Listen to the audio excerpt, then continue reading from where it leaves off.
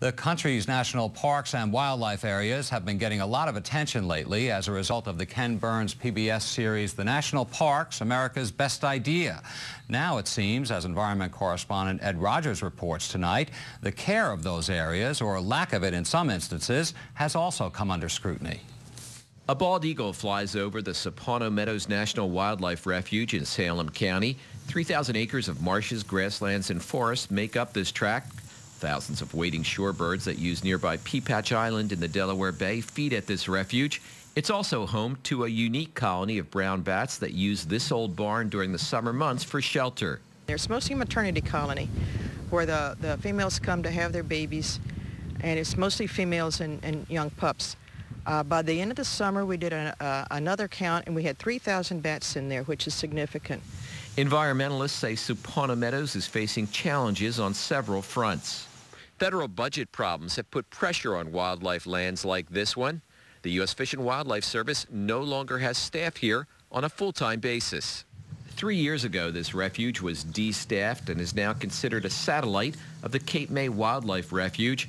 Volunteers now monitor the preserve and say they've seen habitat destroyed by all-terrain vehicles and U.S. Fish and Wildlife Service buildings vandalized. If you think about the millions of dollars that we have spent protecting and buying and preserving land, and then we don't invest the money in maintaining it, what service have we done to the American people? How are we taking care of that investment that we've made for them? You wouldn't buy a house and then not fix the hole in the roof. So you don't buy a refuge to preserve biodiversity and then not provide the funds to manage it. There are efforts underway to preserve land buffering Sapano. Last year, environmentalists defeated an effort to build a Walmart superstore on a farm right next door. What's so special about Sapano Meadows is there is this great mosaic of habitats, but we have to do more to protect the vulnerable uplands, which are so often targeted by development. Blake says sea level rise caused by global warming is a reality along the Delaware Bay and River. If you take a boat anywhere along the Delaware River and Bay, the first thing you're going to see is ghost forest. You know, thousands of acres of tall trees that have no foliage on them that are a direct result of sea level rise. The Littoral Society and other groups are now working to preserve this farm. They say the uplands could become the new coastal wetlands if some global warming predictions come true.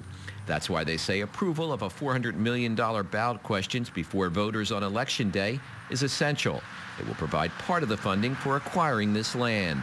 If it fails, a number of critically important projects in New Jersey's 5 refuge systems are not going to happen. And these are lands that will otherwise ultimately be developed.